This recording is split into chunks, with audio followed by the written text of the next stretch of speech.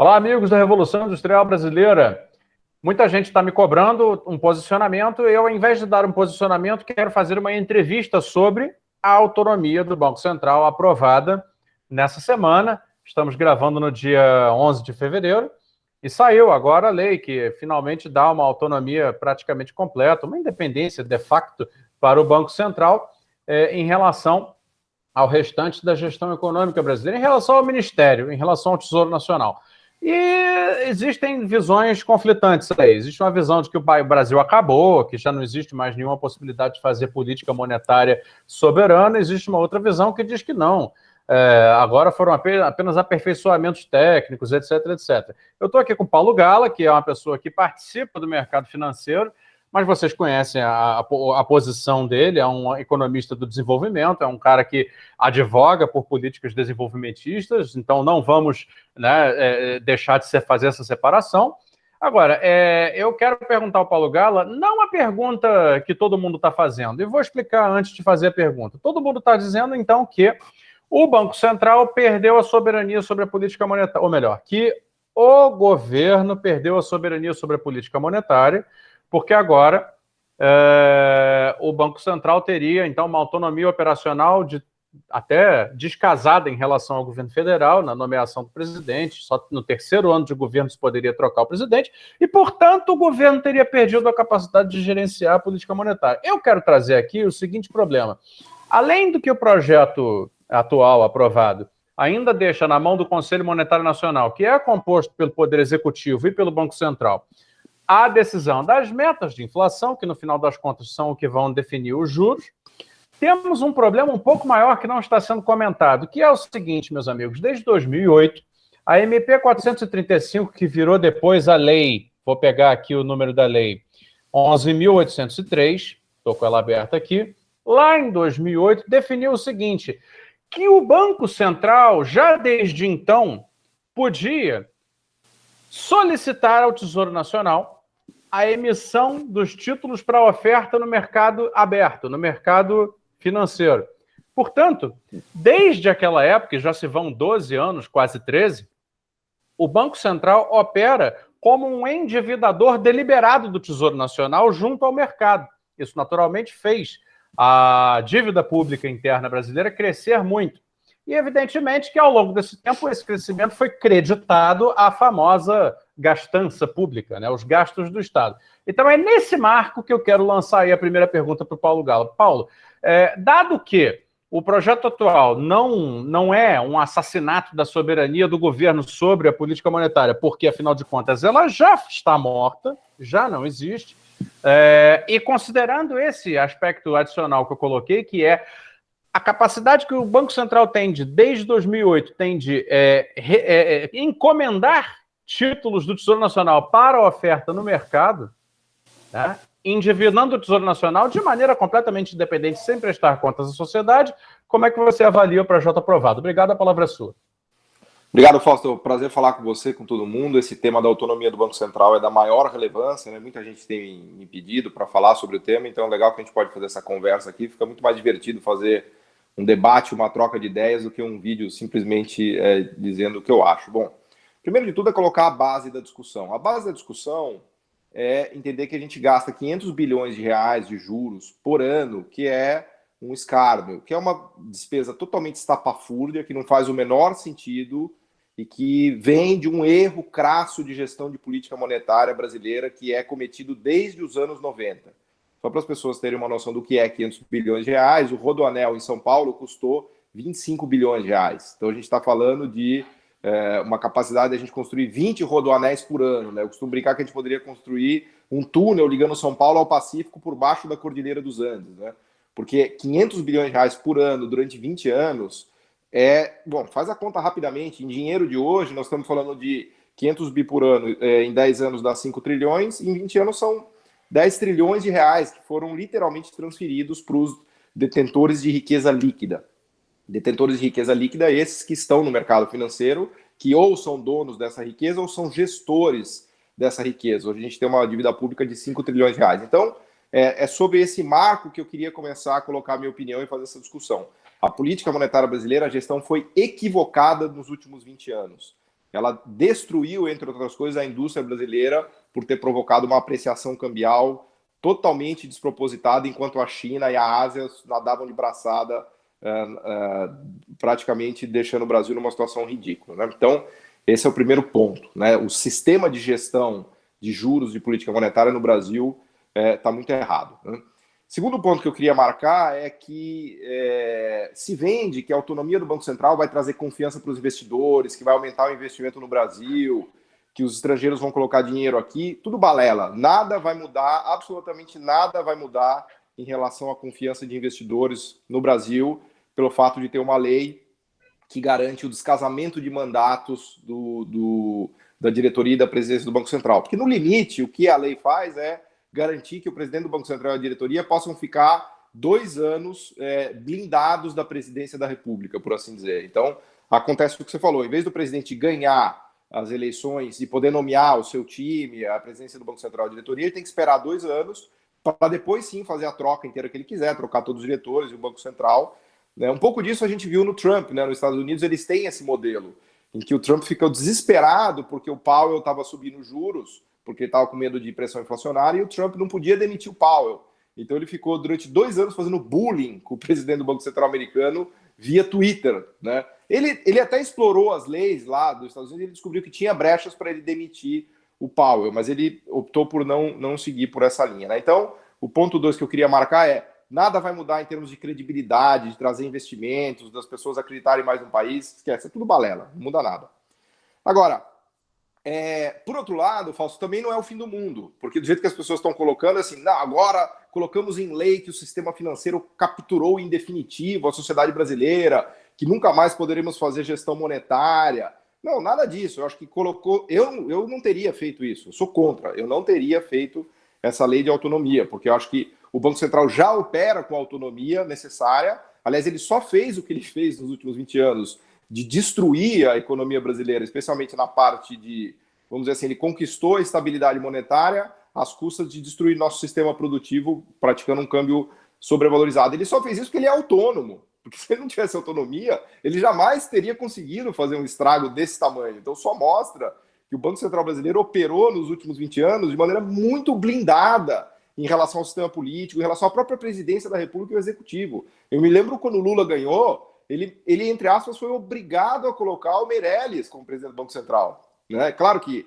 foi o movimento político dele de vir para o centro e tal, mas vejam que até mesmo um governo de esquerda eleito com milhares de votos, ele vamos dizer assim, ele sucumbiu a essa ideia, né? Então, apesar de não haver uma lei ali, ele deu autonomia plena para o Banco Central, né? Então, só para entender que, claro que a lei é lei, né? Então, se um presidente ganhar, ele não vai poder demitir o presidente do Banco Central, porque está na lei, mas existem mais coisas do que a lei. Então, eu acho que a autonomia que o Banco Central já tem no Brasil é gigantesca, né? Talvez o Brasil tenha um dos bancos centrais mais autônomos do mundo, né? Para fazer o que ele bem entende. E por um lado, as pessoas, quem acredita nisso, acha que o Banco Central é uma entidade milagrosa, que se ele tiver autonomia, ele vai trazer o desenvolvimento para o Brasil, o que também é uma mentira, é uma balela, porque a gente está há 20 anos com a autonomia do Banco Central e só estamos caminhando mais para o buraco. É verdade que a gente controlou a inflação, e isso é um mérito do Banco Central, mas a questão é controlar a inflação como? Né? Se você produz uma sobrevalorização cambial gigantesca, deixa o câmbio sempre apreciado, aí é moleza controlar a inflação. Quero ver fazer uma gestão macro em que você atinge estabilidade externa, aumenta a exportação de manufaturados, faz a indústria prosperar, deixa a inflação sob controle, aí sim é a arte, né? Agora, na força bruta é muito fácil controlar a inflação. Então, são várias nuances que a gente tem nessa discussão. Não é o caso de polarizar, nem de transformar isso numa torcida de times de futebol, né? Eu tenho muito medo da autonomia do Banco Central, porque eu tenho muito medo dos economistas. Eu tenho mais medo de economista do que de político. Então, a ideia de você dar autonomia para o Banco Central pressupõe uma racionalidade que os economistas, infelizmente, não têm.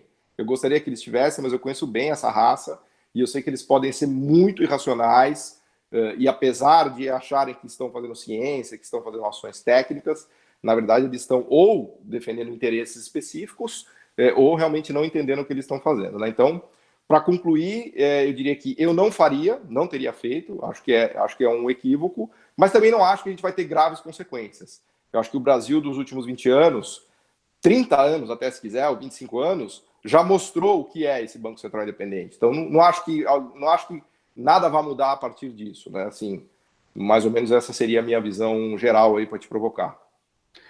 Não, até me surpreendeu. Eu estou nessa linha também. Na verdade, o Brasil já perdeu tanto, né, com a gestão de política econômica, já se deixou tão esmilinguido mesmo, fragmentado, despedaçado, em função do tripé macroeconômico aplicado à exaustão, muito além daquilo que ele foi, muito além do necessário para aquilo que ele foi criado lá nos anos 90, que, evidentemente, os preços já estão sendo pagos há muitos anos. Só que eu acho que tem uma virada aí na história, que é essa virada que acontece no segundo governo do Lula, lá em 2008, quando então... E aí é que eu queria que você usasse essa oportunidade para explicar melhor como chegamos ao ponto de pagar 500 bilhões de reais por ano em juros, que eu acho que tem relação com essa possibilidade do Banco Central de fazer uma oferta ilimitada de títulos públicos.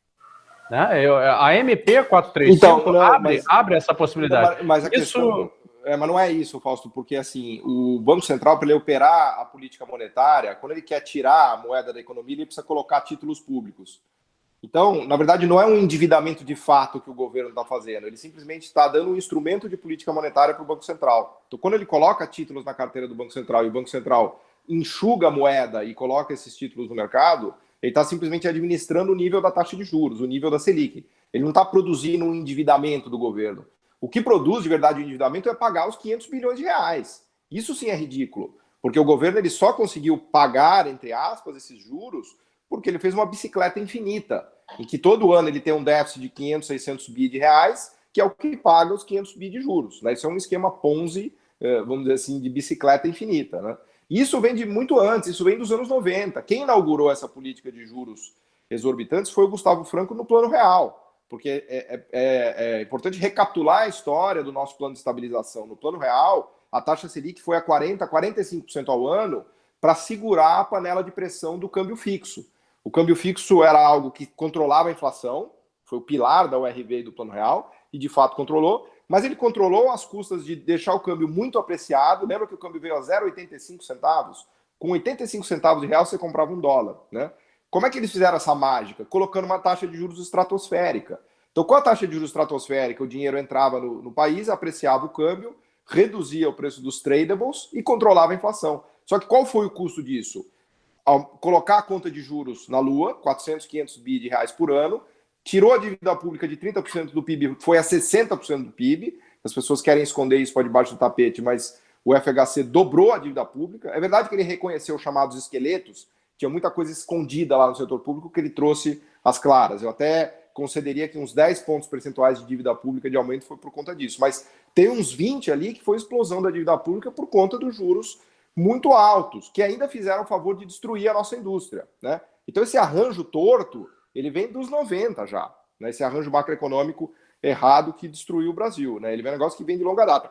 Agora, só um ponto sobre a meta de inflação, só para a gente ver como a vida é cheia de contradições e nuances, foi o regime de metas de inflação que colocou a nossa Selic em 2%. Não fosse o regime de metas de inflação, a minha visão é que a gente nunca teria atingido uma taxa de juros tão baixa. Porque o regime de metas de inflação, e é claro que ele tem que ser administrado com pragmatismo, né, não com dogmatismo, como ele foi muitas vezes, né, mas ele obriga o Banco Central a tomar certas atitudes. Então, quando o Brasil implodiu com a pandemia, o PIB mergulhou e a inflação veio a 1,5% no ano, o Banco Central foi obrigado a cortar juros. Ele não adiantava ele ficar contando historinha, porque no regime de meta de inflação não tem historinha. Se a inflação está abaixo da meta, você corta. Se está acima, você sobe. Então, é curioso, porque o próprio sistema financeiro, com representantes do sistema financeiro, com um tesoureiro, que é o Campos Neto, ele é tesoureiro, né? É a primeira vez que um tesoureiro assume a presidência do Banco Central, ele era tesoureiro do Santander, ele acabou com o juro no Brasil.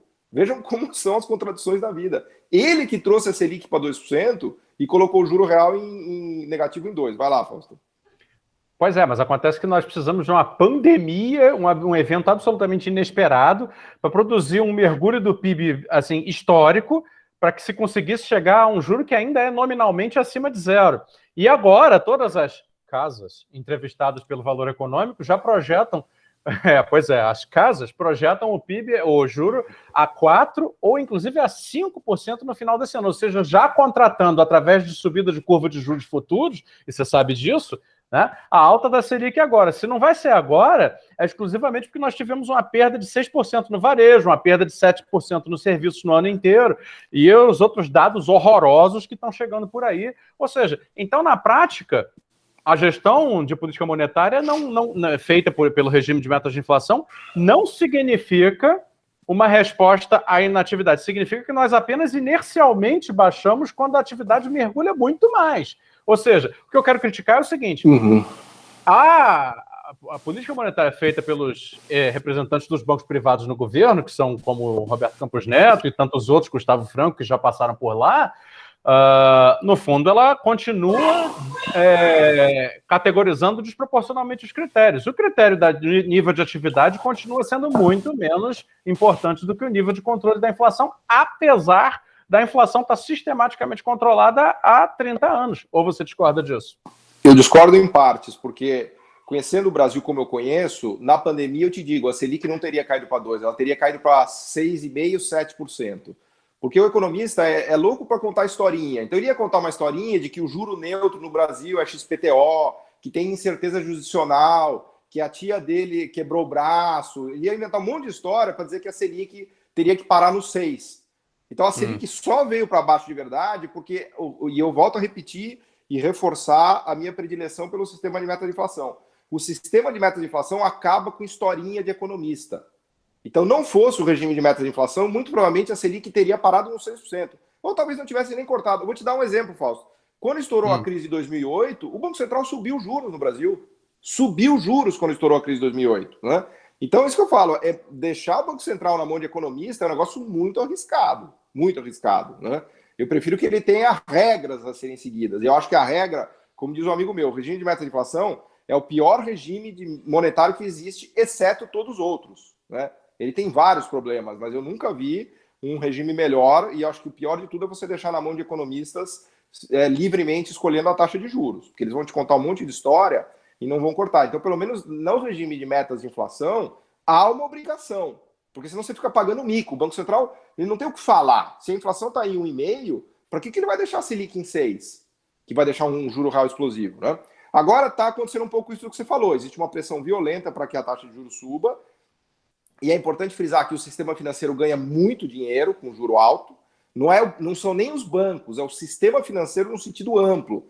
Porque essa massa de 5 trilhões de reais que rende juros, vamos dizer assim, abocanha um pedaço do orçamento público gigantesco, que vai para a mão dos gestores de fundo, para os bancos como gestores de fundo. Não na sua atividade de crédito. Na sua atividade de crédito, o banco ganha dinheiro de qualquer maneira. Basta ver agora, Fausto, você sabe melhor do que eu. A Selic está 2%, quanto que o banco está cobrando no empréstimo? 20%. Então, o banco é indiferente. Nosso sistema financeiro é monopolizado, oligopolizado, e a única maneira de resolver isso é aumentar a competição. Não é o nível da taxa de juros que vai mudar isso. Agora, para os gestores de riqueza líquida, faz toda a diferença do mundo. Você tem uma Selic a 5, 10, 15 ou 20, numa massa de 5 trilhões de reais, é evidente que quanto maior o juro, a transferência de renda vai ser absurda. Então, todos os gestores de riqueza líquida vão sempre defender que é igual a gente falar do câmbio de equilíbrio industrial, que o bom é sempre 20% mais valorizado, então os gestores de riqueza líquida vão falar, não, o juro correto é sempre 20% a mais do que está. Né?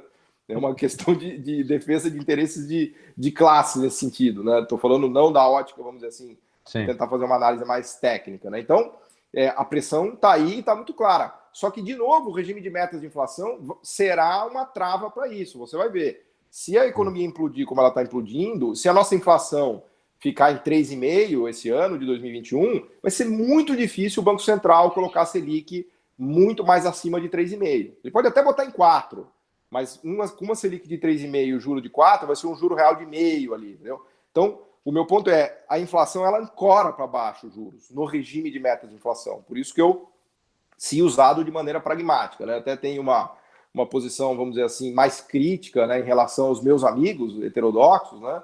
Mas não é porque eu sou lacaio do capital, não. Né? Porque tem muita gente que me acusa de ser defensor do sistema financeiro e lacaio do capital, etc, etc. Não é assim. Infelizmente, a minha visão fica acima de tudo. Né? O que eu acredito, independente de qualquer outra coisa. Então, Eu acho que eu prefiro ter metas de inflação do que deixar um regime solto. Porque daí, se deixar solto, aí eu já vi cada absurdo que não quero ver de novo, não. Duas perguntas para ir concluindo.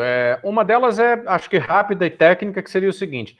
Porém, Paulo, você tem o seguinte, a inflação no Brasil atualmente, os IPCs, estão revelando números um pouco mais expressivos do que aquilo que a inflação real demonstra nos serviços, etc. A inflação geral, ela continua bem baixa, mas a inflação específica, que responde a câmbio, que responde a mercados internacionais, tem certos repiques explosivos. Isso é traduzido para o público em geral como a inflação voltou, a inflação subiu. Ou a inflação de alimentos, a inflação das commodities. Pois é, dado que essa inflação não é a inflação, é um composto de pequenas inflações ocasionais e pontuais e que podem ser tratadas por outros instrumentos que não são os juros, o regime de metas de inflação não terá que responder com juros a este tipo de inflação que não pede aumento de juros. E segunda pergunta, nós estamos numa época em que, desde a grande crise de 2008, discute-se o financiamento direto das economias para a recuperação do nível de atividade via bancos centrais. Quantitative easing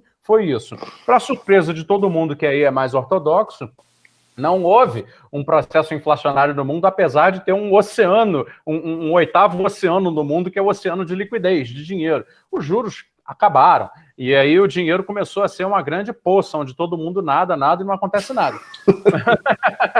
E aí, diante disso, quer dizer, o Brasil ainda se autoproíbe de fazer a mesma coisa, que seria a emissão de tesouro, a emissão de títulos de tesouro em mercado primário, ou seja, comprados pelo Banco Central para fazer a economia andar através de uma injeção direta de liquidez e não intermediada pelos juros de mercado. Muito bem, não sei se tudo ficou muito complicado, mas o Paulo certamente saberá responder essas duas coisas com um vocabulário que você, nosso ouvinte, vai entender. Paulo, contigo. Bom, começando por essa última pergunta, né, que você fez, que é do MMT, né, a ideia de que o Banco Central pode comprar os títulos emitidos na própria moeda para financiar o gasto do Tesouro, que é o que o mundo inteiro fez e o Brasil não fez, né? Eu acho que realmente é um equívoco. Eu acho que o Brasil deveria autorizar o Banco Central a comprar títulos públicos emitidos no mercado primário para financiar o Tesouro, né? O que todo mundo está fazendo. Agora, isto posto, Fausto, vamos lembrar que no ano passado a gente teve um déficit público de 600 bilhões de reais primário, que foi todo ele financiado por colocação de dívida pública. Ou seja, tanto havia espaço no orçamento que o próprio setor privado absorveu esse montante colossal de dívida. Lembre-se que o déficit primário nosso vinha em 100 bi, 120 bi por ano. Ele pulou para 600, multiplicou por 6, mais a conta de juros, a gente teve um déficit nominal de 1 trilhão de reais no ano passado. Aliás, a ironia do destino, Paulo Guedes fez o maior déficit da história brasileira, né? Um déficit de 1 trilhão de reais. E todo ele foi absorvido pelo mercado privado, né? O Banco Central sequer precisou lançar a mão dessa ferramenta, que eu faria com certeza. Eu acho que a gente está, vamos dizer assim, atando as nossas próprias mãos de maneira equivocada. Tá? Mas é importante dizer que isso, o ano passado, a PEC da guerra, o orçamento de guerra, nos permitiu fazer MMT. O Brasil fez MMT o ano passado.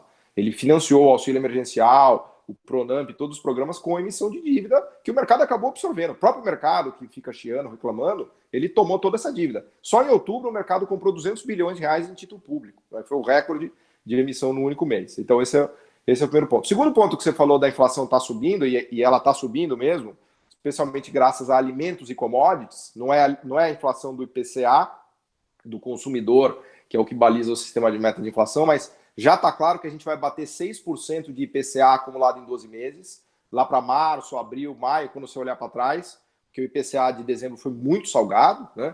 Então o Banco Central sabe disso. Agora, é o que eu estava falando do regime de meta de inflação. A realidade ela é muito dura contra ideologias. Então, se você tem a ideologia de que o juro tem que subir porque a inflação está saindo do controle, pois bem, você está no Banco Central, se você fizer isso, vai pagar mico. Porque vai ficar claro que no final desse ano a inflação vai ceder e muito provavelmente em 2022 ela vai voltar para 3,5%. Então o Banco Central vai falar, bom, tudo bem, eu errei. Nós podemos até argumentar que ele estava defendendo interesses, mas ele vai ter que passar um recibo de erro, porque se ele jogar a Selic em 8 e a inflação ficar em 3,5%, primeiro que ele vai afundar de vez a economia, porque ele vai colocar um juro real bizarro para uma economia como a nossa que está em depressão, né? E segundo que ele vai ter que passar um recibo gigantesco de incompetência, né? De ter jogado um juro nominal muito alto veja, a trajetória da inflação é incerta, ninguém sabe o que vai acontecer com a inflação. Então, o Banco Central já dá para perceber que ele está com medo de fazer um overshooting de juros. O próprio Campos Neto já falou 2 vezes que, olha, a atividade está mais fraca, teve recuperação em V, mas perdeu o momento. Eu já sinto os caras meio hesitando com isso daí. Então, para mim não está claro que eles vão dar uma cacetada nos juros lá para cima. Eu acho que eles vão trazer a Selic para 3, 3,5 e vão ficar ali morrendo de medo e vão parar. Eu acho, tá? Ou seja, tem muitas questões técnicas aí para a gente discutir. Eu acho que não dá para, e você faz isso muito bem, não dá para abordar esses temas de maneira apaixonada, né? No sentido de que, puta, meu time é esse, seu time é aquele e tal. A gente tem que olhar todas as perspectivas e ser bastante pragmático em relação a isso, né, Fausto? Legal. Gostei da entrevista. Fazia tempo que eu não entrava um pouco na porrada com você, assim, foi bacana? Não, pelo contrário, cara. Eu acho que assim, o debate franco e aberto é fundamental. Assim, é o que eu te falei, hit me as hard as you can, cara. A ideia de debater ideias é isso, entendeu? Mas eu acho que, na verdade, o vídeo acabou ficando didático e interessante para quem está intrigado com esse complexo de questões aí que nos atinge. Obviamente, pessoal, que o Brasil tem uma disfuncionalidade na relação entre a sua gestão monetária, ou seja, o quanto da política econômica acaba sendo regulado pelos juros, que é um pouco demais, né? E o restante, ou seja, o quanto nós deixamos de usar o orçamento público para coisas que são necessárias, o quanto isso impacta na carência de serviços públicos cada vez maior, o quanto, como eu falei no meu vídeo mais cedo, né, que eu já publiquei, cidades vão se despedaçando por falta de investimentos em infraestrutura, que sequer para manutenção a gente consegue colocar. Então é evidente que isso tudo está imbricado. Não, agora, e mais até, depois conclui, depois eu queria falar mais um pouquinho sobre esse ponto que você tocou aí. Bom, então aproveita. E acho que o efeito simbólico da autonomia do Banco Central é muito ruim, porque a gente está com uma pandemia para tomar conta, a gente não conseguiu vacinar as pessoas, a gente está numa situação dramática de fim de auxílio emergencial, e o Congresso vai discutir a autonomia do Banco Central, um negócio completamente estapafúrdio e extemporâneo. Assim, não tem nada a ver discutir a autonomia do Banco Central agora. Assim, é como você está no inverno de Nova York com menos 15 graus e chega um cara de sunga lá, vamos pra praia e tal. Quer dizer, o cara está completamente deslocado do que está acontecendo, né? Realmente, ele sabe quando você vai na festa errada, né? Ele chegou num lugar que não tinha nada a ver, né? Mas, enfim, mas tem esse simbólico errado, tem um outro simbólico muito errado, porque o governo, ele desmontou ministérios que são chave para o desenvolvimento econômico, da nossa perspectiva. Ele desmontou o MIDIC, ele desmontou o Ministério do Planejamento. Então, ao mesmo tempo em que ele dá um status de quase de Deus para o Banco Central, que é o Deus que irá nos salvar, ele mata todos os outros deuses que eram fundamentais para a gente, desenvolvimento de indústria, de tecnologia, sofisticação produtiva, coisa do planejamento. Então, ele suprime os ministérios que são essenciais e pega um único que ele acha que é o salvador da pátria e quer conduzir o país na mão. Quer dizer, então, desse ponto de vista também, eu acho que não faz o menor sentido, né? Ô Paulo, então assim, vamos encerrando a entrevista de hoje, mas eu já vou deixar encomendado aqui uma outra conversa que eu acho que seria subsequente a essa, que é sobre a conta de capitais do Brasil, né? Diferentemente daquilo que todo mundo fala, de que o Brasil é uma economia fechada, amigos e amigas, o Brasil tem conta de capital aberta desde os anos 90, o que compensa com largueza as barreiras tarifárias, alfandegárias que o Brasil possa eventualmente ainda colocar sobre determinadas coisas no comércio internacional. Muitas das barreiras que nós temos hoje ainda são contraproducentes à produção, ou seja, contraproducentes à indústria. Por exemplo, a questão do aço, mas a gente pode falar isso mais à frente. Enquanto a conta de capital está aberta e eles podem fazer o que quiserem com a entrada e saída de dólares, é uma das razões pelas quais a gente tem que ficar com essa macroeconomia de juros tão disfuncional. E eu tenho certeza que o Paulo vai aceitar conversar comigo sobre isso na semana que vem. Pessoal, obrigado. Muito obrigado de assistirem aí essa discussão tão complexa, mas que acho que é necessária. Paulo, obrigado mais uma vez. Valeu, Fausto. Valeu, galera. Obrigado. Um abraço, pessoal. Assina os nossos canais. Até a próxima.